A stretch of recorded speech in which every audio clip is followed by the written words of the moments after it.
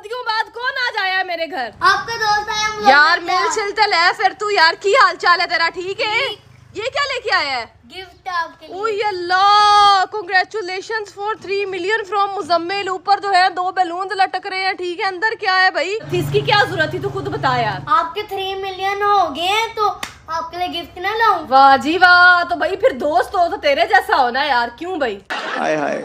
आपका दोस्त 3 मिलियन होते ना गिफ्ट देने आता। यार ये तो फिर तूने दोस्ती का हक अदा किया ना, दे ताली। है ना?